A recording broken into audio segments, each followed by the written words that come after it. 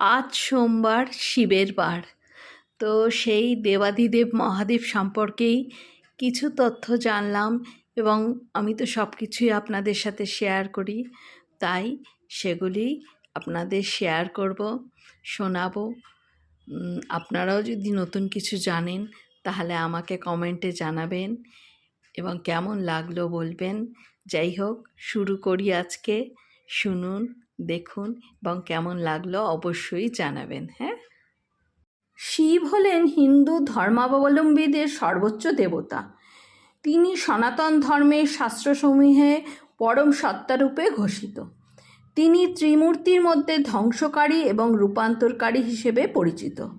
তিনি সমসাময়িক হিন্দু ধর্মের অন্যতম শৈব সম্প্রদায়ের প্রধান দেবতা। এছাড়া শিব স্মার্ত সম্প্রদায়ের পূজিত ঈশ্বরের 5টি প্রধান রূপের একজন। গণেশ, শিব, সূর্য, বিষ্ণু, দুর্গা এই 5টি রূপ। তার বিশেষ রুদ্ররূপ ধ্বংস, সংহার ও প্রলয়ের দেবতা।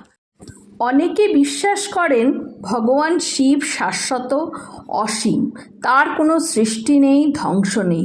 আবার পুরাণে কোথাও বলা আছে ভগবান ব্রহ্মা ভগবান শিবের পিতা, কারণ ব্রহ্মা হলেন সৃষ্টিকর্তা। তবে এই জন্ম জৈবিক ছিল না, এটি ছিল মহাজাগতিক শক্তির ফলাফল। আর ভগবান শিবের মা হলেন বিমূর্ত প্রকৃতি। আবার পুরাণে কোথাও কোথাও বলা হয়েছে দুর্গা বা পার্বতী তার মা। কোথাও কোথাও বলা হয়েছে আনন্দীর থেকে সৃষ্টি হয়েছে ভগবান শিবের। আনন্দী বলতে বোঝায় যার কোনো শুরু নেই। ভগবান শিব ঐশ্বরিক অলংকার ও পোশাক পছন্দ করেন না। তিনি বাকছাল পরে থাকেন এবং শরীরে কেবল ভস্ম মাখেন, সেটাই শিবের অলংকার। তবে অনেকে জানেন না ভগবান কেন ছাই মাখেন। পৌরাণিক ব্যাখ্যায় বলা হয়েছে জীবজগৎ পুড়ে শেষ পর্যন্ত ছাই হয়ে যায়। ছাই আসল সত্য। তাঁর ভক্তরা যাতে একথা মনে রাখেন তাই তিনি ছাই মাখেন। দৈহিক সৌন্দর্য নিয়ে অহংকার করতে নেই, বরং চরম সত্যটি স্মরণ রাখতে হবে। আমরা শিবের 19টি অবতারের কথা পুরাণে পাই। অবতার শব্দের অর্থ হলো অবতরণ। এখানে শিবের স্বর্গ থেকে পৃথিবীতে বিভিন্ন রূপে অবতরণকে বুঝিয়েছে।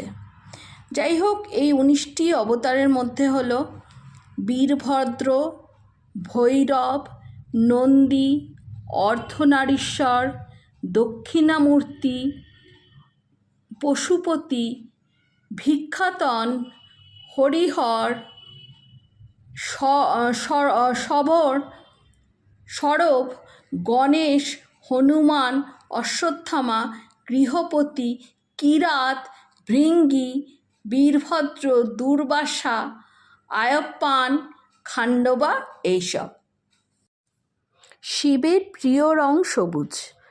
প্রকৃতির রং সবুজ, আর সবুজ রং মনকে শান্ত করে, শীতল করে। শিবের প্রকৃতির সঙ্গে যোগ রয়েছে, তাই শিবের প্রিয় রং হলো সবুজ। মহিলারা এজন্য সবুজ রঙের চুড়ি পরে শিব ঠাকুরকে তুষ্ট করার চেষ্টা করেন। যেসব দ্রব্য নিবেদন করলে শিব ঠাকুর তুষ্ট হন সেগুলি হলো দুধ, বেলপাতা, মধু, ঘি, গঙ্গাজল, ডাবের জল, চন্দন কাঠের পেস্ট, ইত্র, চিনি, পঞ্চামৃত, ঘি, হালুয়া ইত্যাদি। শিব ঠাকুরের কয়েকটি পছন্দের ফুল রয়েছে, শিব ঠাকুর খুব পছন্দ করেন। এগুলি হলো আকন্দ, ধুতরা, সাদা বা নীল অপরাজিতা, শমী, করবী ইত্যাদি ফুল। ভারতবর্ষে শিবের 12টি বিশেষ মন্দির আছে। একে একত্রে দ্বাদশ জ্যোতির্লিঙ্গ বলে। এগুলি হলো কেদারনাথ, সোমনাথ, মল্লিকার্জুন, কাশী বিশ্বনাথ, নাগেশ্বর, মহাকালেশ্বর, ওমকারেশ্বর, ভীমাশঙ্কর, বৈদ্যনাথ, ত্রিম্বকেশ্বর, কৃষ্ণেশ্বর ও রামেশ্বরম। বন্ধুরা, চলে এলাম আবার আপনাদের কাছে, আপনাদের সাথে শেয়ার করলাম ভগবান শিব সম্পর্কে, আমাদের মহাদেব সম্পর্কে। যাই হোক, আবার বলি, আমার কথা, আমার ব্লগ যদি ভালো লাগে, লাইক, শেয়ার, সাবস্ক্রাইব করবেন। আপনারাও যদি কিছু জানেন অবশ্যই কমেন্টের মাধ্যমে জানাবেন। আর কি বন্ধুরা, আজ অনেক রাত হলো, ভালো থাকবেন, সুস্থ থাকবেন। আজকে তাহলে আসি, শুভরাত্রি।